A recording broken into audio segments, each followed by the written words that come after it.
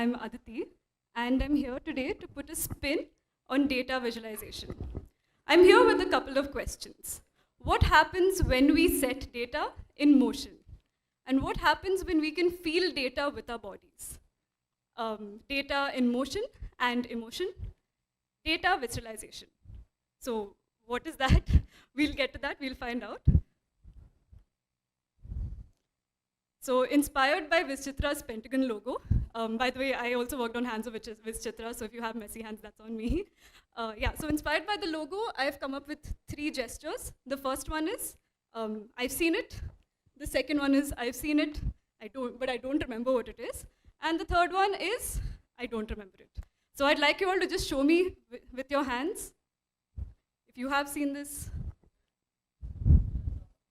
You can also look around at other people's. I think it's very interesting because I see a lot of I've seen it.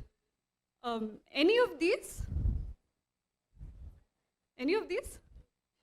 Okay. So I think this must be a very effective visualization because either you've not seen it or you've seen it. If you see it, you remember it. So that's what, so for those of you who have not seen it, this is called the warming stripes visualization, which was created by Ed Hawkins in 2018. And it has traveled a lot of places. It has gone to concerts, transport. It's made its way to art, which is my favorite thing about it. People crochet climate stripes blankets. People have made glass pottery artifacts out of it. And that's what I think is really special about this visualization.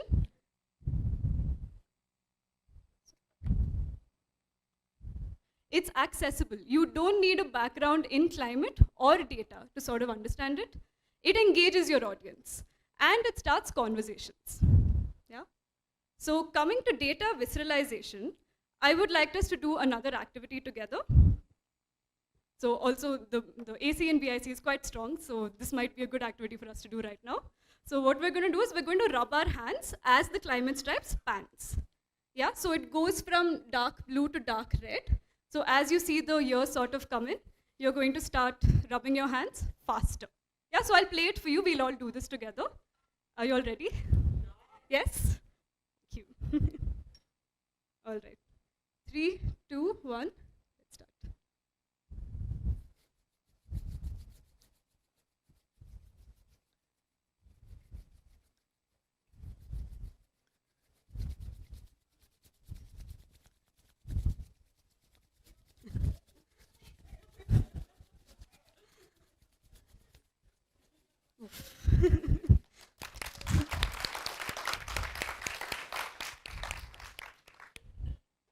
So we also did some data sonification, which was like a surprising side effect of that. How cool. So notice the different things that happened. Your palms might have warmed up, your breath might have started. Also, you might have been holding your breath, so your breath pattern must have also been different. But this is what data visceralization is. It is feeling it in your body, with your hands, with all your emotions. And yes. So whenever I find a new word, like visceralizing, for example, just like how when you see a data viz, you like to look at the data source, I love seeing the word. I love seeing the etymology of it, how it has sort of traveled, how the meaning has changed. So visceral comes from the word visceralis, which is the plural of viscous. That means flesh in the innermost part. And around this time, the bowels were sort of regarded as a seat of emotion. So there was this sort of mind-body split that even till date governs the way that we see life. So the bowels were regarded as a seat of emotion, our heart, our guts. So we have very visceral reactions to things, and you might have heard of visceral fat as well, like the fat surrounding your internal organs. So that's where the word visceral comes from. And it essentially means affecting your inward feelings. Yeah? So it's important to note that data always, there are always people behind data. There is no raw data, there is no neutral data. It is always processed, sometimes by sensors, but often by our guts and our visceral surroundings. And then the word data itself is also very interesting. It comes from datum, which is Latin for something given. And now it's come to be something, a fact that is given or taken for granted almost. So if you challenge what is given, you can change the conversation.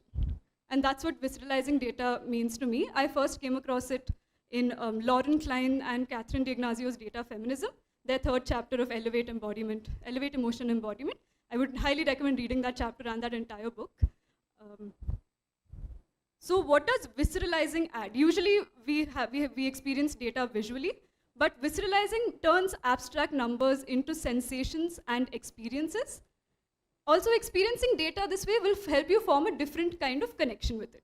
That can lead to uncovering new nuances, patterns, and insights. And it sticks longer.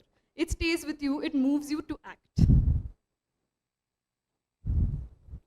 So on this note, I would also like to maybe take you through this amazing object, which has been a portal through which I experience the world. And it has given me a lot of different glimpses into many worlds, which is something that I'm going to take you through today. So I first saw hula hoop when I was 6 years old. I don't recall this, but my mom tells me that I saw someone hula hooping in a park, and then I asked for it, and that has caused this sort of beautiful butterfly effect in my life, because there's no other way that this would have happened, I think. So when we were in the US at that time, and when we shifted back to India, this was a way for me to stay connected to a part of my life. So it was sort of connecting I was understanding my identity through it. And then we have, as going through puberty and all of those different changes in school, hoops helped me navigate emotions. They gave me a portal into that.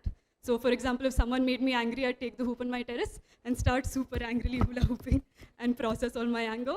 And just like the amount of hours I've spent learning these tricks and like just for like some extra effect, all of that, the resilience, the pride, the joy. So I experienced a variety of emotions through hula hoops.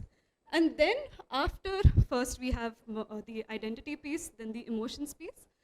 And then something very interesting happened. Before that, the not so interesting thing happened where I did engineering. And so at engineering, you will see a sort of fall like that because while I did continue to hula hoop, it sort of plateaued. It became like a side thing still, identity, emotions, all of that. But then when I started doing my master's at Srishti, something very interesting happened. I started seeing math in hula hooping. And that uncovered so many different portals for me, which I will share with you today.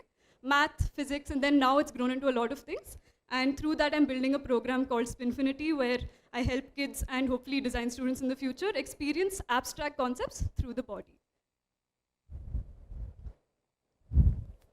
This is just a small animation to show the different parts. You will see the engineering sort of tension there. And another interesting materiality that gets added to hooping is one. This also has, there are variations of this which have lights around them. I'll see if I can demonstrate that for you very quickly. So if you spin it, you will see very cool patterns. And you'll see a bunch of long exposure pictures of this as well. And there are fire versions as well. Yes. I'll do a quick. Okay. Bye-bye, hoop. So that was sort of my journey with how hoops helped me like uncover portals, navigate emotions, and discover math and all of that. So I'll also show you quickly what that exact moment was where I started seeing hula hooping in math. So I was learning how to balance a hula hoop on my palm. And so what has to happen is you have to move along with the hoop. As the hoop moves, you move. So basically what's happening is my center of gravity and the hoop center of gravity are coming in sync. So that was where I realized, okay, this is a way to actually visceralize the concept called center of gravity. And in that same session, I was also trying to learn this trick, which is balancing a hoop on your palm, on two of your palms. And the person said, form a triangle with your gaze and these 2 points. So I thought that was very interesting because I'm literally moving an inscribed triangle. So all these abstract things that you've heard in school, and I love abstraction, so I don't want to diss it too much, but it was really fun to sort of bring it out through the body, and that's where this whole chain of things started. So this picture over here is a random picture that my flatmate took of me while I was hula hooping. And she showed it to one of her friends, and he ended up saying, hey, this looks like a Klein bottle. And I didn't know what a Klein bottle was at that time, but the Klein bottle is something that exists only in the 4th dimension. So just like how a cube doesn't really exist in 2D, you have to sort of flatten it out. The same way, the Klein bottle is a fourth-dimensional object which only exists mathematically or we can perceive mathematically currently. So what I found really cool was that through a random picture of a hula hoop that wasn't even planned to be a Klein bottle, this person was able to connect such a obscure and abstract thing. So that was one of the things that sort of started out. And then a bunch of my students, some of my friends have also started seeing planetary orbits in some of the spinning patterns that I make. So those are fire and LED long exposure videos. And then finally, a student of mine saw sine waves. So I was doing that exact picture, I was doing that exact trick, and I'd asked them to map it out. And that's when the whole sine wave connection happened. And then I went on to explore a little more. So it turns out that you might have seen some sine wave visualization where it goes like that. But so you can even do that trick with a hoop. I tried to make that visualization happen for the conference, but I ran out of time. So someday soon, hopefully. So essentially, hoops were revealing patterns which felt like secrets of the universe. And it was revealing different things to different people. So that's what I found super exciting. And that's what led to the birth of my program called Spinfinity. So I just like to point out how that's connected to visualization, because what I make them do, even if we're learning math, we always draw. We visualize. We don't compute numbers, at least not yet. We always draw diagrams of what's happening and then ask questions through that. So learning through visualization has been a very important part of how we learn and understand concepts. And then also visualizing as assessment. These are with some younger kids. So 4th standard kids, I aim to, so this is, I'm putting this out here because I would love to find collaborators to figure out how to visualize with the body. How to assess through the body. Yeah. So the aim was to sort of have kids do Dear Data style, create Dear Data style artifacts as their assessment pieces. And then this one is, because this is a way to visceralize math, I think. I have about 60 or 70 of these. I asked kids to visualize math as a person and have conversations with it. So you can see what kind of questions they've asked. Who is your father? Why are you created? Why did you come into this world? One person, no sense of subtlety, just my name is Yamraj. So the one in the middle is my favorite because the girl has called her math person numb, because numbers make her feel numb. And then she also asked, do you know that many students hate you? Do you have feelings? Do you cry because of that? So being able to bring out, math is a very visceral experience for most of us. It depends on the teacher you have, the kind of people you have around you, how they feel about math. So when you're dealing with subjects like this, it's also important to visceralize in this manner. And so today I'd also like to introduce a sort of framework that can be used to convert movement into information. I got inspired by this framework called the Laban movement analysis. This was done by Rudolf Laban. He's a Hungarian choreographer and dancer who has sort of come up with a way to describe human movement qualities. So he has 3 sort of parameters. The first one is space. So how you travel in space. And just to note that I will be presenting a simplified version of this. This is a very beautiful, comprehensive, expansive framework. So if you're interested in this, I would recommend that either you reach out to me or you can look it up yourself, because he has a lot of categorizations.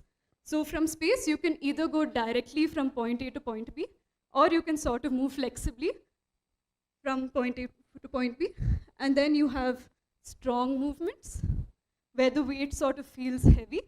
And then you also have light, like gliding. And finally, you also have sudden movements or sustained. So if you sort of, the permutations and combinations of this lead to things like floating, which is light, sustained, and flexible. Ringing, so floating, I think, could be much easier to visualize. And there's slashing. So yeah, I thought that could be an interesting way to map movement to information. I've sort of simplified it for our purposes. I'm calling it the Spinfinity framework for now because I didn't know what else to sort of call it. So one way to do it could be to choose a gesture that aligns with the sort of data that you want to choose. So for example, rubbing hands was what I used for the climate stripes visualization. And then you can increase that in speed, intensity, or size. So for expanding gesture, even this one that I showed is increasing spirals. So that one also becomes an expanding gesture. Then you can also have something like this. And this is a trick that I've taught almost hundreds of people now, and they all get it in the first shot. So it's very simple to do. So you start from going closer to your body, you keep expanding. Yeah, so I understand that movement can be a little intimidating to sort of do, but we start slow and then we expand. So yeah. And then also move along axes. So you can move along the x-axis. You can also move along the y-axis and both at the same time. And I'd like to show you this through a sort of demo. So this was something that the VizChitra team had put up right after the submissions, which I really enjoyed. Turns out deadlines do spark creativity. So I'm going to show you, because of course the data visualization presentation should have a bar chart. I was like, why not do it? Why not put a spin on it quite literally? So with 1 month away, you have 3 submissions.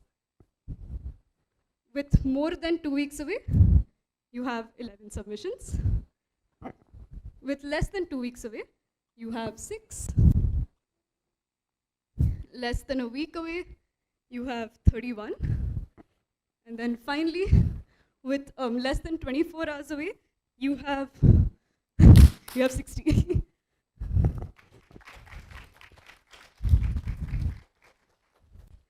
So why this could be helpful is to help people who don't get data. So you can use this as a way to sort of communicate data to them in simplified ways, as icebreakers to sort of start conversations. So I think that this can potentially be a very powerful way to, and a very new way to sort of do data storytelling. And yeah, so I have a final performance piece that is designed with a bunch of these elements that I would like to show to you.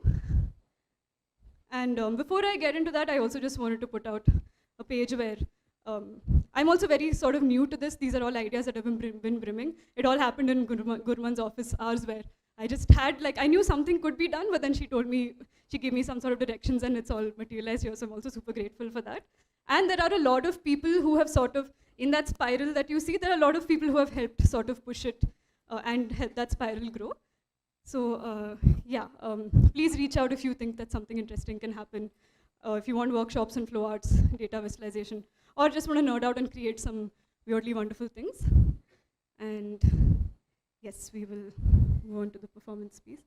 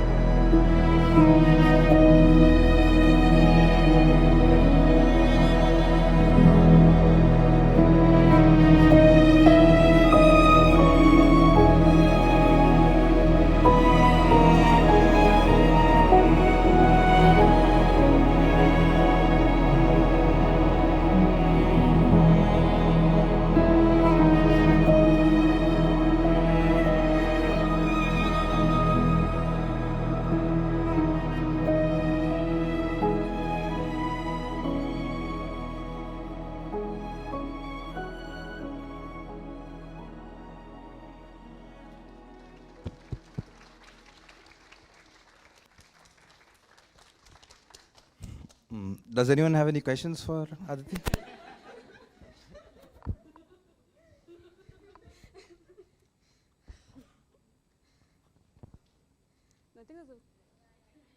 Yes.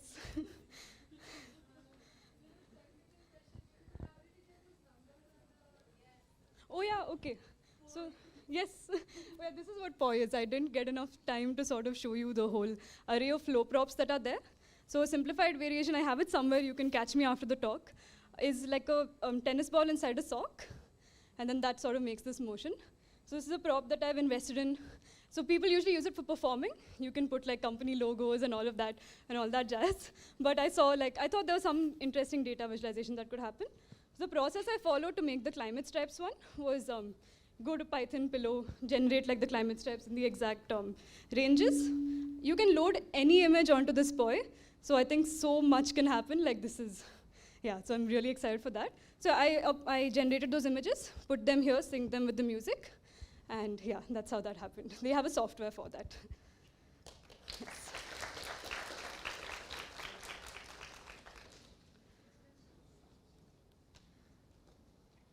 I didn't realize I'd be on time. That's nice to know. We still have a couple of minutes if anyone has Okay. I think we've left everyone speechless. So I did cut out a lot of my points because I thought I'm not on time, but great, yeah, I'm glad that happened. Yes, please. So, obviously, you're very skilled at what you do. Now, is there a way where, like, somebody can adopt like 5-10% of that level and? Of course, of course. So, what would that look like?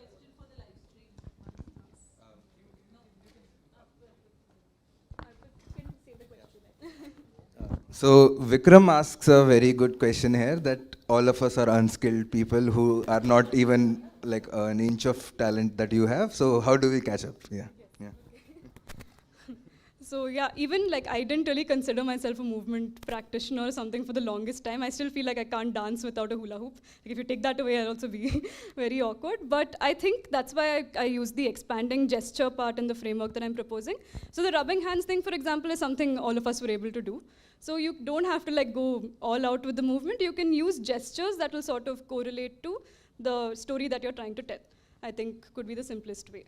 Like for the climate visualization one, I thought, how can I sort of generate heat in the room? So that's when I thought of rubbing hands. So maybe it might require a little bit of extra thinking, but I think you can break it down to a simple gesture or metaphor. I think we were discussing metaphor in the education birds of a feather thing. So simple metaphor, and it doesn't have to, visceralization doesn't necessarily mean that you have to move. Like the climate stripes is also visceral visualization because it incites something in you. So that's what it is more about than theatricality. But theatricality is also very cool. And I think that's the part that might be missing with, that we could also, like dance already has a lot of data, information communication that's happening, like in Bharatnatyam with eye movements, so many different dance forms that do that already. They are doing data storytelling. So I think it's just that matter of calling it that and connecting the two a little more. So yeah.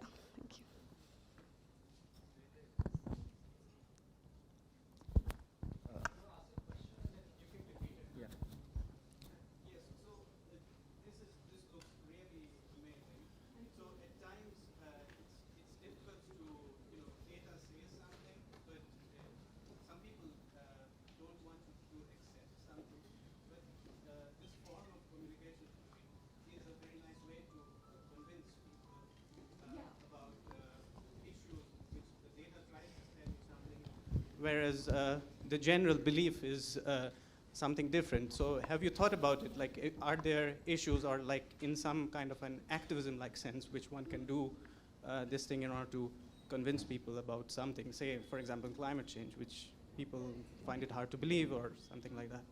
Aditi? So I do think this would have a. I was also worried about that. Am I like sort of communicating to the story to the audience in my own way rather than them having to guess? So even with the ending of this one, my friend Jagroth helped me sort of brainstorm the different ways it can end. So I didn't want to leave the audience with like a hopeful ending. He sort of suggested I can reverse the same timeline and show that it is possible to, if we take action, to reverse it. But I was also thinking I don't want it to look that easy, so we brainstormed a bunch on that, and then we came up with like this, what will the next tribe be, sort of an iteration. So yeah, like coming, I think, reflecting on that again, it is like this balance between, but I think that happens with all data visualizations. We end up telling a story, like we do make choices in the kind of data that we present, we choose to leave out, and all of those things. So yeah, I do think there's a great activism sort of element that can come into it, and I'm definitely open to working on that if any folks have any ideas. Unfortunately, we'll end the questions right now. I know everyone is very curious to talk to Aditi, so please reach out to her. She'll be here all evening. We'd love to talk to you. Thank you.